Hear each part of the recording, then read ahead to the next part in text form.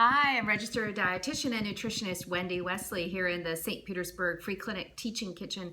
And today I'm going to do sweet potatoes two ways. And this one recipe I got from a cooking magazine. And I've been roasting sweet potatoes and other kinds of potatoes for years and years. And this one recipe was interesting. It recommended that you roast them and you take an extra step and sear them in a little bit of butter, and I used my cast iron pan. If you can kind of see it behind me on the stove, I think it's still sizzling from the what I did was so I roasted a sweet potato just in my toaster oven.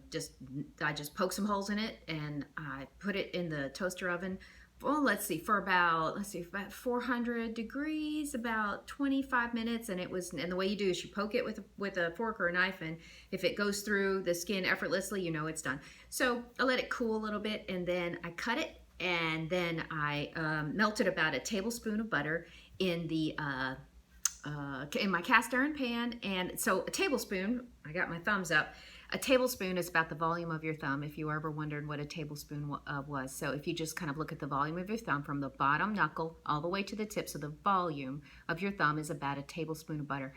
It ain't much. So interestingly, 2 tablespoons, so 2 thumbs up, is also the serving size of peanut butter, but that'll be another lesson where I'll teach you how to use your hands for serving sizes. But about this much butter in the cast iron pan. Slice those sweet potatoes so you have exposed sides, and then you saute them or kind of burn them in a little bit of butter. Man, they are good, and I've got them right here. And I put a little bit of salt in the pan with the butter just to give them just a little bit of kick, and they kind of crisped up pretty nice. I got the heat too high because I'm still learning this bad boy back here. So I got a little burn, but a little burn never killed anybody, right? So anyway, that's one way to do sweet potatoes. The other way is to dice these sweet potatoes. And what I did was I put, again, in the toaster oven, I tossed them in a little bit of oil. And this time brown sugar, salt. I use this 7 spice. This is Lebanese 7 spice. I got it from a local Middle Eastern market. It's called the Sear Market up on 54th Avenue. It's awesome. If you haven't been, it's a great store. So much fun stuff in there.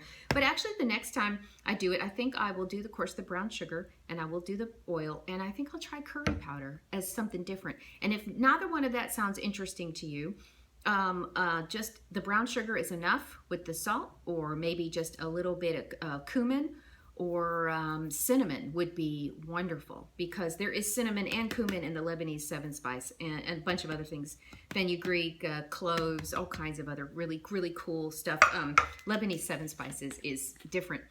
I really enjoy using it. And then of course curry, you're probably familiar with that. So what do we do before we start? We sharpen knives always when we're cutting root vegetables, of course, especially when we're cutting root vegetables, because they are such a low water food, and they're going to require some good downward motion, and a sharp knife is what's required to cut root vegetables safely. So make sure you're starting with a nice sharp knife.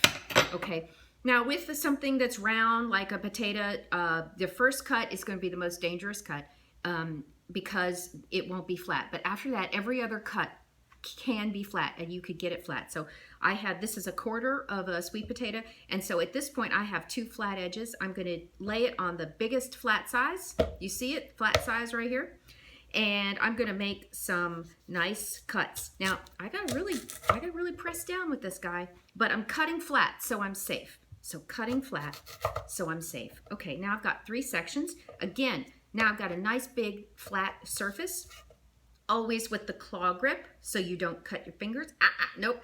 So always with the claw grip, I can get some hunks, some big hunks, and some big hunks. And see, my goal with this is to make them all about the same size volume, so that they all roast evenly. So again, got flat, cut flat, 1, whoa, yeah, this is a tough guy, 2 and 3. So 3 cuts, and I've got 4 nice pieces, all about the same size, same guy, same thing here, cut flat, and 1, 2. Okay, got 3 pieces all about he's a little big, he'll be all right. But you notice I leave the skins on. Eat the skins. Fiber, minerals, vitamins, eat the skins. So one other thing I want to talk about, and I will put these recipes in the description below, but another thing I want to talk to you about, and then this is the, did I show you the finished product? After they went in the toaster oven, let's see, oil, brown sugar, spices, roast them about 350, 400, maybe about 25 minutes. And they're going to come out just gorgeous like this. So I work with clients and patients, and I hear it over and over and over again, well, sweet potatoes are better for you. And sometimes I let it go because we've got bigger fish to fry. We've got a lot to talk about regarding, their diet. And sometimes I challenge it. And when I challenge it, it's to say, it really is to defend other potatoes, meaning that sweet potatoes are not better for you. They are just different. They are different than Idaho, but not better. They are different than Yukon Gold, but not better. They're different than fingerling or white or the red skin potatoes.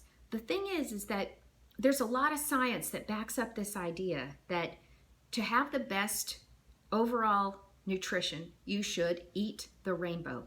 And that means all the colors of the rainbow in all of the fruits, vegetables, nuts, seeds, beans, legumes. So don't get so laser focused on one food and say that it is the best. It's not. Sweet potatoes are loaded full of nutrients. I'm not throwing the poor sweet potato under the bus. I would never do that. It has 700% of all the vitamin A you need in one day in just 1 cup. Make a fist. The volume of your fist is about 1 cup. 700% of the vitamin A you need in 1 day. So it's definitely a nutrient-packed food, but it is not better than another potato. So eat a wide variety of all the fruits, vegetables, nuts, seeds, beans, legumes that you can, and you will have the best health possible. So don't just focus on what you think is the best. And I won't ever use the term superfood because it doesn't exist. A superfood just doesn't. There are foods that are very, very nutrient dense, of course. But to say that one food is a superfood kind of dismisses the other. And all of the foods in a diet are very, very important. And that's my big message to you, is that eat a wide variety of food and don't just kind of hyper-focus on one. Love sweet potatoes, but they're not better than. They are equal to. And that's my message for you today. I thank you for listening. My name is Wendy Wesley. I'm a registered dietitian nutritionist from the St. Petersburg Free Clinic. Thanks very much. Bye-bye.